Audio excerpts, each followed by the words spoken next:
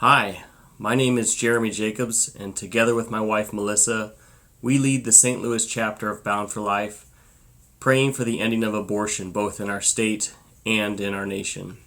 Today is April 13th, 2025, and this is my open letter to the General Assembly of Missouri. More than 25 years ago, as a young man, I heard a little-known artist named Jim Stern sing a song called No Compromise, and it has been an anthem to my life for the last quarter of a century. It is my prayer, and it is my cry, a place in my heart, no compromise.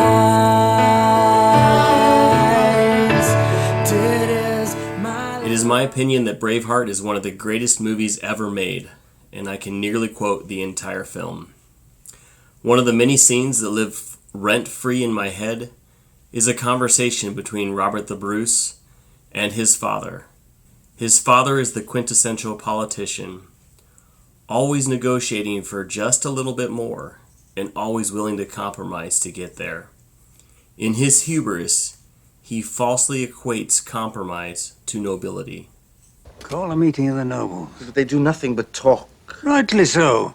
They're as rich in English titles and lands as they are in Scottish, just as we are. You admire this man, this William Wallace. Uncompromising men are easier to admire. His courage, so does a dog. But it is exactly the ability to compromise that makes a man noble. Obviously, not all compromise is bad, but your convictions and principles should be unbendable. With these things as a backdrop, I would like to address House Committee Substitute 1 for House Joint Resolution 73 that has recently passed out of committee and is scheduled to be debated soon on the House floor. There are a lot of things to like about this language. I appreciate the way it handles things like miscarriage care and the transgender issue, as well as a few other things in the language. The exceptions for rape, incest, and fetal anomaly are, however, too much compromise to bear. First, I would like to address the often repeated false notion that this resolution, or others like it, would eliminate 99% of the abortions in our state. This is factually incorrect. For about the last decade, the estimated number of Missouri residents obtaining abortions hovers around 10,000 annually. Abortion was completely banned in Missouri for half of 2022 when Roe was overturned in June of that year. Yet the Missouri Health Department reports no corresponding fall by half of the number of abortions. The latest stats we have are for 2023, and abortion was banned for that entire year. Yet, over 10,000 Missouri women still obtained abortions, going primarily to Kansas and Illinois. If we were to return to a total ban now, the facts show that there would be little to no change in the number of Missouri women aborting their children. It becomes evident very quickly when looking at the data that this is not an issue we can expect the legislature to solve for us. Don't get me wrong, I want godly government and righteous laws. But in order to stop the slaughter of children in our state, what is needed is a movement of righteousness in our state. It requires that myself, along with many other God-fearing Christians across our state, engage in more regular prayer and discipleship in their own spheres of influence. A culture shift is necessary to turn the tide of killing in our state, not a governmental one. If it is true, then, that the government cannot meaningfully affect the number of abortions happening, it is my desire and firm belief that the Missouri General Assembly should take a fully righteous and just stand against abortion. I implore you to remove the exceptions and put in place a full ban on abortion, keeping the moral high ground. It would be acceptable to allow our Constitution to stay silent on abortion for things like rape and incest, effectively making it neutral on the topic. Instead, these resolutions enshrine the right to kill children in our state's Bill of Rights simply because of the circumstances surrounding their conception or development.